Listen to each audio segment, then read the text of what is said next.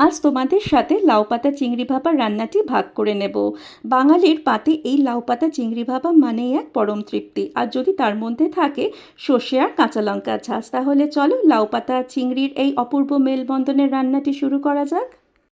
আমি এখানে বেশ কটি লাউ পাতা নিয়ে নিয়েছি। প্রথমে একটি ছুরির সাহায্যে পাতার ডগাটা থেকে আস্তে করে একটু শিরাটা বার করে হাতের সাহায্যে দিয়ে আমি শিরাটাকে বার করে নিলাম। প্রত্যেকটা পাতা এরকম দুটো সাইডেই আমি এই শিরাগুলো বার করে নেব।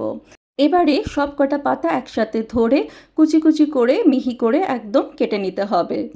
দেখো শাকগুলোকে একদম কুচি কুচি করে কেটে নিয়েছি। এবারে আগের থেকে কড়াতে আমি জল ফুটিয়ে রেখেছিলাম, তার মধ্যে নুন দিলাম আর কুচনো শাকটাও দিয়ে দিলাম। এবারে ঢাকা দিয়ে কিছুক্ষণের জন্য শাকটাকে আমি ভাপিয়ে নেব। শাকটা যে নরম হয়ে আসবে জল থেকে শাকটাকে ছেঁকে নিতে হবে, আর ঠান্ডা জলে ভালো করে শাকটাকে আবার ধুয়ে নিয়ে জলটাকে ঝরিয়ে রেখে দেব। আর এই মিক্সিং জারে নিয়ে নেব নারকেল, সাদা সর্ষে, কালো সর্ষে, পোস্ত, কাঁচা লঙ্কা আর অল্প জল দিয়ে একটা মিহি পেস্ট বানিয়ে নেব। এবারে একটা টিফিন বাটিতে তৈরি করে রাখা পেস্টটা দিয়ে দিলাম। দিতে হবে কুচনো শাক, চিংড়ি মাছ, স্বাদ মতো নুন, চিনি, হলুদ গুঁড়ো, অল্প করে জল আর বেশ খানিকটা সর্ষের তেল। বেশ অনেকটাই সর্ষের তেল দিতে হবে, এই সর্ষের তেলের ঝাঁজটাই আসল।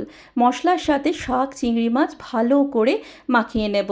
এবার উপর থেকে কটা চেরা কাঁচা লঙ্কা, আবার বেশ খানিকটা সর্ষের তেল দিয়ে টিফিন বাটিটা ঢাকা দিয়ে 20 মিনিটের জন্য আমি ভাপে বসিয়ে দিয়েছিলাম।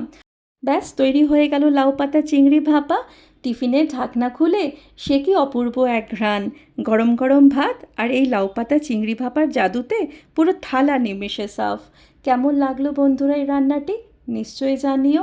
আবার আসবো আরেকটি রান্না নিয়ে। সবাই তোমরা খুব ভালো থেকো। আজ আসি, টাটা।